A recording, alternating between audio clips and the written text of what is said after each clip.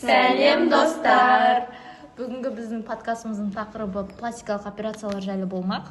Сәлем достар, бүгін біз ерекше тақырыпқа тоқталайық. Негізі бұл тақырыпты кез келген қыздар бір рет болсын ойлаған шығар. Пластикалық операция жасаймыз ба, әлде жасамаймыз ба? Иә, сәлем бәріңе. Шынымды айтсам, бұл жай ғана әңгіме емес, өйткені қазір әлеуметтік желілерде бәрі де әр нәрсені түзетіп, әдемілеп, өзгертіп, бір керемет формаға келіп жатқан сияқты көрінеді. Мен де келсем, әсіресе қазір контенттер кейін дейін деген видеолармен толып кетті ғой. Біреу қасын, біреу ернін, біреу мұрнын, біреу сүйегін өзгертіп жатады. Қарап отырсаң, өзіңде де ойланып қаласың, кейде өзімде істетсем бе екен деген секілді. Бірақ біз бүгін операцияға мақтауды айтпаймыз, қарсы да шықпай қойық. Тек өзіміз қыздар болып шынайы сөйлесейік. Қорқатын жағы да бар, қызықтыратын жағы да бар, пайдалы да жағы бар. Соның бәрін талқылайық. Иә, бір-бірімізге қарсы шықпай, әркім өз пікірін айтады. Сонысы қызық болады. Бірінші біздің талқылайтын сұрақ, ол пластикалық операция адамға сенім береді ме? Бірден айтайын, мен пластикалық операцияға мүлде қарсы емеспін. Өмір бойы бір жерін уайымдап, комплекске айналдырып жүрген адамдар бар. Олар үшін бұл тек сыртқы өзгеріс емес, ішкі бостандыққа жол деп санаймын. Былай мысалы, менің бір танысым бар да, жас кезінен танауы үлкен деп ойлап жүретін. Фотоға тек бір жағымен түседі да, қандай әдемі қыз, бірақ соны өзі көрмейді.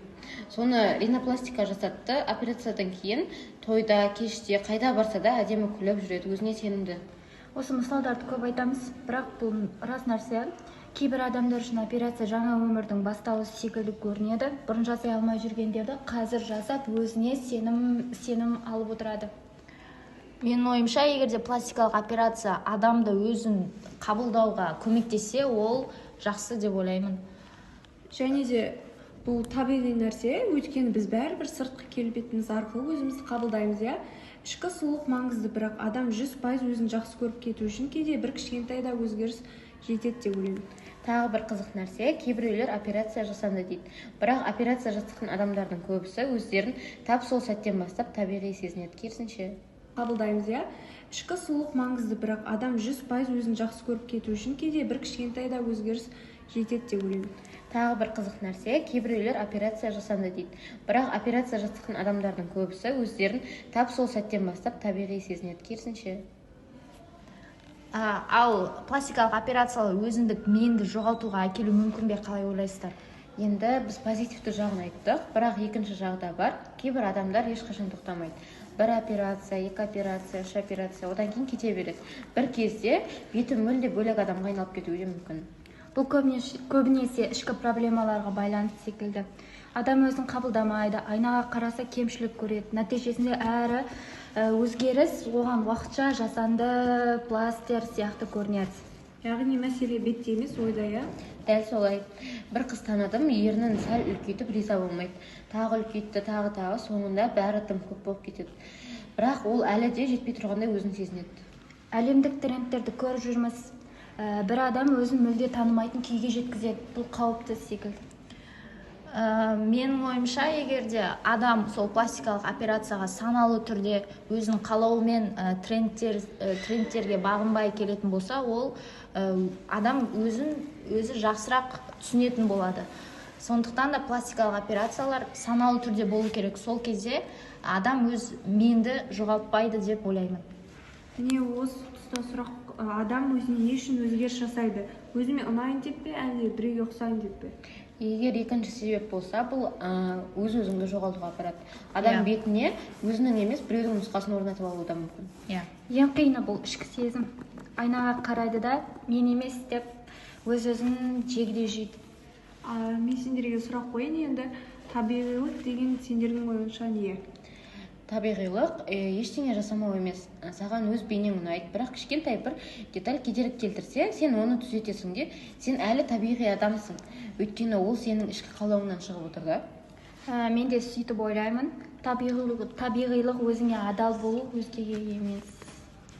Менің ойымша, табиғи сұлулық ол адамның өзін қабылдай алуы. Егерде адам өз-өзін қабылдайтын болса, ол табиғи сұлу деп ойлаймын. Ал трендке еру табиғилыққа жатпайды. Бәрі бірдей қас, бірдей көз, бірдей ерін. Бір кезде адамдар бір-біріне ажырап алмай қалады. Иә, фильтр сияқты. Барлығы бір стиль, бір форма, бірақ ең әдемі нәрсе адамның ерекшелігі ғой. Сондықтан табиғилық жасамау емес, жасасам да өзім үшін жасау керек деген ұстанымды ұстану керек. трендтерге ермей, ешкімнің ойына ермей деген секілді. Енді қоғам, достар, қысым туралы сөйлесек. Қоғамдық пікір операция жасататын адамға ең көп әсер ететін фактордың бірі. Бірақ қоғам ешқашан тоқтамайды. Иә, біреу жасап алыпты деп сынайды, біреу неге істемеді деп тағы да сынайды. Екі жағы да бар. Негізі қоғам не демейді, біреулер қолдайды, біреулер қарсы келеді, ал кейбіреулер сол табиғилықты жақтаса, кейбірі өзгерісті қалыпты деп санайды. Бірақ қоғамның пікірін тыңдамай, адам өз-өзін тыңдау керек деп ойлаймын. Сондықтан шешім қабылдаған кезде өзіңе ғана не істеу керек. Бастысы ол басқаға емес, өз өміріңе жауап беру. Қоғамға қарап емес, өзіңе қабылдану керек. Бұл өкінішке апарады, егер сен қоғам арқылы қабылдансаң. Менің ойымша, негізінде достар да әсер ететін сияқты. Кейде былай жасасаң әдемі боласың дейді, бірақ достар сенің өміріңді сүрмейді. Сол үшін шешім тек өзіңнен шығу керек. Тіпті жақын адамдарың да сен осылай жақсысың десе, ал сен өзің өзгергің келсе, онда өзгер. Сол әрбір адам өзінің жақындарын, жақын достарын тыңдайды. Сол жерде сол достардың, басқаларының ойына еріп кетпеу маңызды деп ойлаймын. Иә, адамға өзінің ойы, өзінің пікірі маңызды деп саналады. Пластикалық операция жасататын болса, адам өзінен шығу керек, ол қалау. Ал егер де ол кейін өкініп қалсаңыз, ол қайтадан орнына келмейтін нәрсе болғаннан кейін, ол саналы түрде ешкімнің ойына ермей жасалған әрекет болу керек пластикалық операция. Иә, енді жастарға кеңес, шынайы жүректен айтып кетсек. Жалпы менің кеңесім, жастар асықпаңдар, бұл әрине шын. Бір фото, бір фильтр үшін өз-өзіңді өзгерту бұл қате секілді. Және де ең бастысы ол денсаулыққа қауіпсіз екенін көз жеткізіп алу. Дәрігерді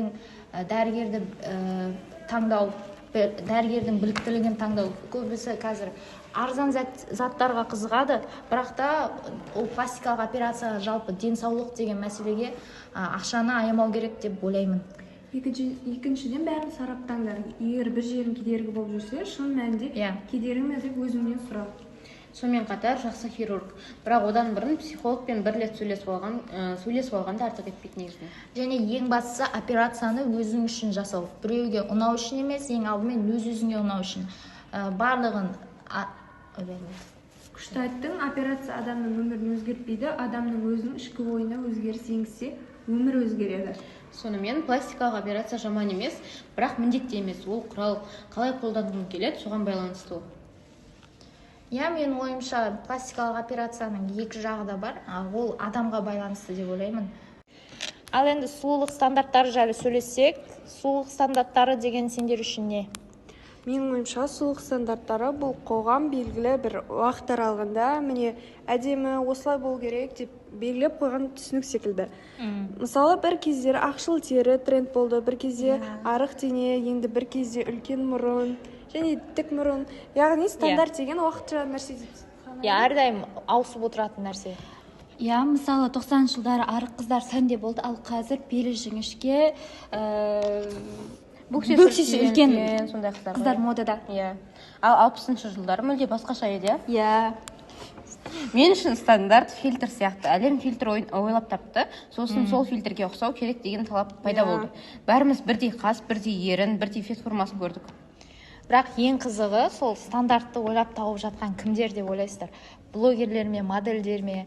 Кім болса да, енді әрдайым кейде ешкім нақты белгіленбейді, бірақ бәріне бірдей ұнай бастайды. Сол үшін мен стандартты бір жалған идеал деп айтар едім. Бұл стандарттар адам өміріне қалай әсер етеді? Өте қатты әсер етеді деп ойлаймын.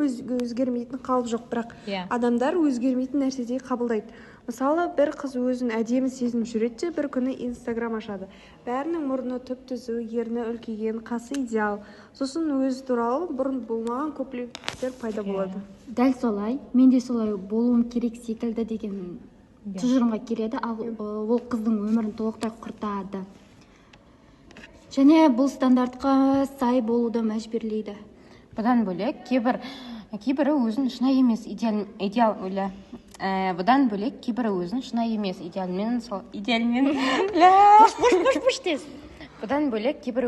емес идеалмен салыстырады. Мысалы, беті фильтрмен жасалған блогерлерге қарап, мен неге осылай болмаймын дейді, ал ол образ тіпті өмірде жоқ болуы мүмкін.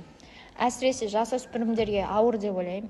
Олар әлі қалыптасып үлгермеген, өзінің мінез құлқын қалыптастырып үлгермеген, сондықтан өзін өзі қабылдау процесі жүріп жатқан кезең ғой, жасөспірім кезең. Сонда олар өмірді емес, картинкадағы стандартты таңдап қояды.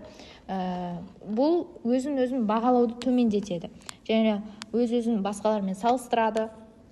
Солай, комплекстар пайда болады деп ойлаймын. Сол стандарттарға сай бұл міндетті деп ойлайсыңдар ма негізі? Менің ойымша мүлде міндетті емес. Стандарттар өтеді, адам қалады. Бүгінгі идеал ертең тренд болмайды мысалы. Сол үшін өзіңді өзгеріп үлгермей жатып стандарт ауысып кету мүмкін. Сонымен қатар бір нәрсені түсіну керек, стандартқа сай болу ешқашан бітпейтін жарыс. Бір бөлігін өзгерсе, екінші бөлігі міндетті түрде шығып отырады. Әркімнің бітімі, туа біткен ерекшелігі, бет құрылысы өзінше бір әдемі. Стандартқа бәрін сыйдыра алмайсың. Әр адамға бірдей қалып керек жоқ деп ойлаймын негізінен. Менің ойымша, адамдарға сай келетін стандарт ол өзіне жайлы болу стандарты. Егер адам өзін-өзі жақсы сезінсе, сен стандарттасың. Не трендте болу міндет, не табиғи болу деген міндет жоқ, және де барлық стандартқа бірдей сай болу ол мүмкін емес деп ойлаймын. Пластикалық операция стандартқа сай болу үшін ғана жасалуы тиіс пе? Жоқ, менің ойымша жоқ. Пластикалық операция стандартқа жету үшін жасалса, нәтиже қанағаттандырмайды. Себебі стандарт ол қозғалып тұрған нысана. Сен оны қуалап жетсең де ертең жаңа стандарт шығады. Мен де дәл солай ойлаймын. Операция тек адам өзінің шынайы қалауы үшін жасалғанда ғана дұрыс секілді. Операция шын мәселені шешкенде ғана пайда болады. Туа біткен ақау, жарақат, көптен бергі комплекс, ал жай ғана трендті қуып операция жасату ең қауіпті жол деп санаймын. Себебі ол кезде адам операциядан кейін өзін емес, біреудің көшірмесін көреді. Бұл адамды өзімен айыртады. Жалпы пластикалық операция бұл сенімді арттыру мүмкін, немесе керісінше өзіңді жоғалтуы да мүмкін. Нәтижесінде ниетке байланысты өзіңе қарай. Сол үшін өзіңізге адал болыңыз, өз денеңізге, өз ойыңызға, өз қалауыңызға. Тыңдағандарыңызға көп рахмет. Келесі подкастта кездескенше.